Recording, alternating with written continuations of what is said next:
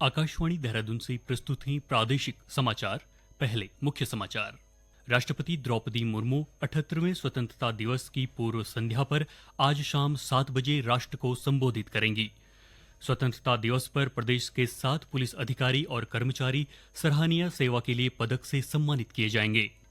राष्ट्र को अंतर्राष्ट्रीय शिक्षा प्रणाली से जोड़ने की दिशा में उच्च शिक्षा विभाग, ब्रिटिश उच्चायोग व इन्फोसिस स्प्रिंग बोर्ड के बीच समझौता ज्ञापन पर हस्ताक्षर किए गए और मुख्यमंत्री ने राज्य के सभी जिलों के लिए स्वच्छता वाहनों को हरी झंडी दिखाकर रवाना किया। नमस्कार, समाचारों के साथ मैं जयवीर सिंह और अब समाचार विस्तार से। राष्ट्रपति द्रौपदी मुर्मू 78वें स्वतंत्रता दिवस की पूर्व संध्या पर आज शाम 7 बजे राष्ट्र को संबोधित करेंगी। यह संबोधन आकाशवाणी के समूचे नेटवर्क पर प्रसारित किया जाएगा। आकाशवाणी अपने क्षेत्रीय नेटवर्क पर रात 9:30 पर इसका प्रादेशिक भाषा में प्रसारण करेंगे। दूरदर्शन के सभी चैनल इसे हिंदी और उसके बाद अंग्रेजी में प्रसारित करेंगे। दूरदर्शन पर हिंदी और अंग्रेजी में संबोधन के प्रसारण के तुरंत बाद प्रादेशिक भाषा में इसका प्रसारण किया जाएगा। स्वतंत्रता दिवस पर प्रदेश के 7 पुलिस अधिकारी और कर्मचारी सराहनीय सेवा के लिए पदक से सम्मानित किए जाएंगे। इन पुलिस कर्मियों को राष्ट्रपति द्रौपदी मुर्मू सम्मान से अलंकृत करेंगी। इनमें से 2 महिला पुलिस अधिकारी शामिल हैं जो नारी सशक्तिकरण की झलक पेश करेंगी। पुलिस महानिदेशक अभिनव कुमार ने सराहनीय सेवा पदक से सम्मानित होने वाले अग्निशमन एवं आपात सेवा की पुलिस महानिरीक्षक नीरू गर्ग, जीआरपी की अपर पुलिस अधीक्षक सरिता ढोबाल, पुलिस दूरसंचार मुख्यालय के पुलिस उप महानिरीक्षक जगत राम, पुलिस मुख्यालय के अपर उप निरीक्षक ऋषि बल्लभ कोठियाल, एसडीआरएफ के दलनायक हरक सिंह, देहरादून के लीडिंग फायरमैन दिगंबर प्रसाद और देहरादून के लीडिंग फायरमैन प्रथोबन सिंह नेगी को शुभकामनाएं दी हैं। राज्यपाल लेफ्टिनेंट जनरल गुरमीत सिंह ने देश और प्रदेशवासियों को स्वतंत्रता दिवस की बधाई व शुभकामनाएं दी हैं। उन्होंने स्वतंत्रता संग्राम के ज्ञात व अज्ञात गौरव सेनानियों को याद करते हुए कहा कि देश की आज़ादी के लिए दिया गया उनका सर्वोच्च बलिदान कभी भुलाया नहीं जा सकता। राज्यपाल ने कहा कि स्वतंत्रता दिवस हमारे अतीत के गौरव की अनुभूति कराने के साथ ही अपने इतिहास से पुनः जुड़ने का अवसर प्रदान करता है। यह हमारे वर्तमान का आकलन करने और सुगम भविष्य की राह बनाने के बारे में चिंतन करने का भी अवसर देता है। उन्होंने कहा कि 21वीं सदी का नया भारत संभावनाओं और सामर्थ्य से भरा है, जो सतत विकास के पथ पर तेजी से आगे बढ़ रहा है। राज्यपाल ने प्रदेशवासियों से आह्वान किया कि वे देश व प्रदेश की प्रगति और विकास के लिए अपना सर्वश्रेष्ठ योगदान दें। यही प्रयास आजादी के महानायकों के प्रति हमारी सच्ची श्रद्धांजलि होगी। स्वतंत्रता दिवस के मद्देनजर राजधानी देहरादून सहित प्रदेश भर में सुरक्षा के कड़े प्रबंध किए गए हैं। सुरक्षा की दृष्टि से राज्य से लगी सीमाओं के साथ ही सभी जिलों में वाहनों की चेकिंग कर संदिग्धों पर नजर रखी जा रही है। खासतौर पर असामाजिक तत्वों की गतिविधियों पर नजर रखी जा रही है। इसके अलावा बस अड्डों, हवाई अड्डों, होटलों, धर्मशालाओं, भीड़भाड़ वाले स्थानों और अन्य महत्वपूर्ण स्थानों की निगरानी की जा रही है। उधर पिथौरागढ़ जिले में नेपाल से लगे सीमावर्ती इलाकों में सघन चेकिंग अभियान चलाया जा रहा है। जिले के प्रमुख स्थानों, संवेदनशील क्षेत्रों और भीड़भाड़ वाले इलाकों में पुलिस कड़ी निगरानी रख रही है। खासतौर पर बस अड्डे और अन्य सार्वजनिक स्थलों पर सुरक्षा बलों की तैनाती बढ़ा दी गई है। इस दौरान हर संदिग्ध गतिविधि पर कड़ी निगरानी रखी जा रही है और सुरक्षा के लिए सभी आवश्यक कदम उठाए जा रहे हैं। भारत निर्वाचन आयोग की ओर से 1 जनवरी 2025 की अहर्ता तिथि के आधार पर फोटोयुक्त विधानसभा निर्वाचक नामावली का विशेष पुनरीक्षण कार्यक्रम चलाया जाएगा।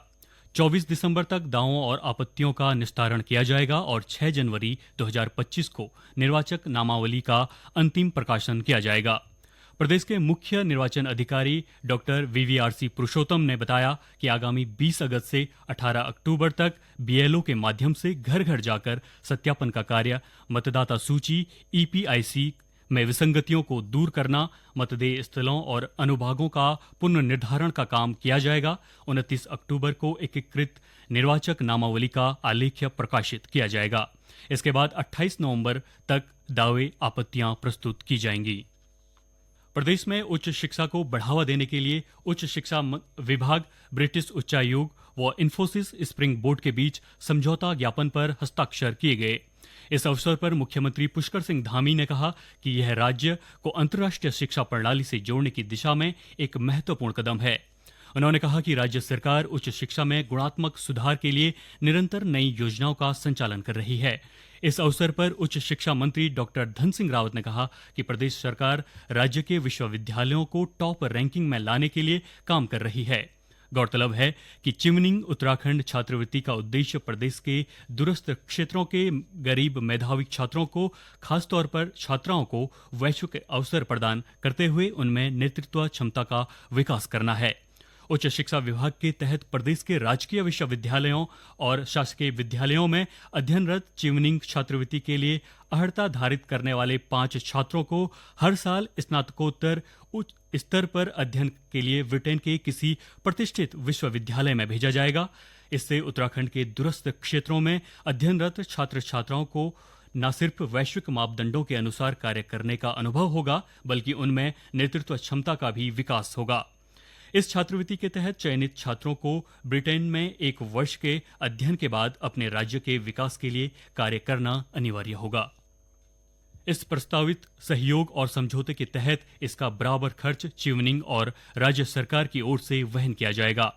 वहीं स्प्रिंग बोर्ड इन्फोसिस अपने वर्चुअल प्लेटफॉर्म पर CSR के तहत शिक्षकों के लिए सूचना प्रौद्योगिकी आधारित निशुल्क प्रशिक्षण मॉड्यूल और छात्रों के लिए निशुल्क पाठ्यक्रम उपलब्ध कराएगा। पाठ्यक्रमों का चयन राष्ट्रीय शिक्षा नीति के अंतर्गत ऐच्छिक पाठ्यक्रम के रूप में भी किया जाएगा।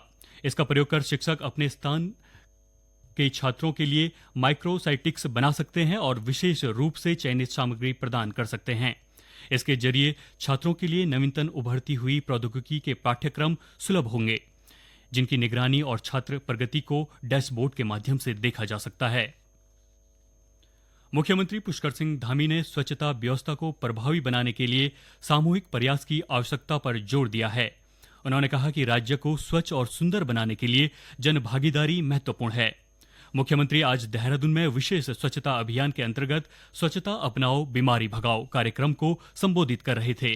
उन्होंने कहा कि सभी को अपनी सामाजिक जिम्मेदारियों का निर्वहन करते हुए पूरी क्षमता से स्वच्छता मिशन के लिए काम करना चाहिए। बरसात के मौसम में स्वच्छता की जरूरत पर जोर देते हुए श्री धामी ने कहा कि मानसून के दौरान सफाई व्यवस्था को बनाए रखने के लिए स्वच्छता प्रहरियों का काम और अधिक बढ़ जाता है। मुख्यमंत्री ने कहा कि राज्य सरकार शहरी और ग्रामीण क्षेत्रों को स्वच्छ बनाने के लिए विभिन्न योजनाएं संचालित कर रही हैं।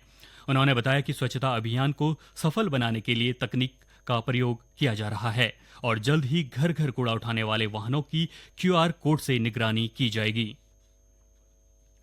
श्री धामी ने इस दौरान उपस्थित लोगों से प्रधानमंत्री द्वारा शुरू किए गए एक पेड़ मां के नाम अभियान से जुड़ने का आह्वान भी किया। उन्होंने कार्यक्रम में शामिल स्कूली छात्रों से अपने घरों में स्वच्छता का विशेष ध्यान रखने और आसपास के क्षेत्र को स्वच्छ बनाए रखने के लिए संकल्प लेने की अपील की। इस अवसर पर मुख्यमंत्री ने पंचायती राज विभाग के माध्यम से राज्य के सभी जिलों के लिए स्वच्छता वाहनों को हरी झंडी दिखाकर रवाना किया। रुद्रप्रयाग जिले की ग्राम पंचायतों के पुनर्गठन संबंधी प्रस्तावों पर विकासखंडवार अनंतिम सूची प्रकाशित कर दी गई है। ग्राम पंचायत के पुनर्गठन से संबंधित किसी भी आपत्ति को 16 अगस्त को खंड विकास अधिकारी कार्यालय सहित जिला पंचायती राज अधिकारी, मुख्य विकास अधिकारी या जिलाधिकारी कार्यालय में लिखित रूप से दर्ज किया जा सकता है। जिलाधिकारी सौरभ गहरवार की अध्यक्षता में गठित समिति अलग अलग तिथियों के में विकास खंडवार प्राप्त आपत्तियों की सुनवाई करेगी।